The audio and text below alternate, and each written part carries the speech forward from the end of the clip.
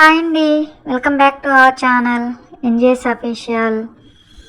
నేను చూపించబోయే రెసిపీ చింత చిగురు పచ్చి కొబ్బరి కర్రీ. ఈ కర్రీ ప్రిపరేషన్కి మొదటిగా 2 ఆనియన్స్ తీసుకొని నేను వీడియోలో చూపించిన విధంగా కట్ చేసుకోవాలి. ఆ తర్వాత 2 పచ్చిమిర్చి, కొంచెం చింత చిగురు, తురిమిన పచ్చి కొబ్బరి తీసుకోవాలి.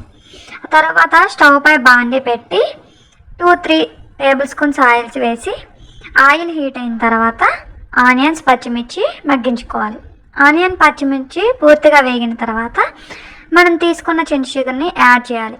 దాంట్లో కొంచెం ఉప్పు, పసుపు, అదేవిధంగా కారం వేసి బాగా కలుపుకోవాలి.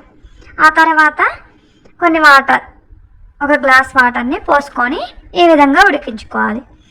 కొంచెం వాటర్ ఉండగానే మనం తీసుకున్న తురిమిన పచ్చి కొబ్బరిని ఈ విధంగా మొత్తం వేసుకొని చింత చిగురు, కొబ్బరి పూర్తిగా కలిసే వరకు ఇలా కలుపుకోవాలి.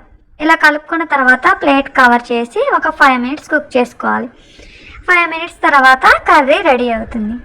చూసారా, ఎమ్మీగా ఉండే చింత చిగురు పచ్చి కొబ్బరి కర్రీ రెడీ అయిపోయింది. ఈ వీడియో మీకు నచ్చినట్లయితే please like, share and subscribe my channel. Thank you for watching.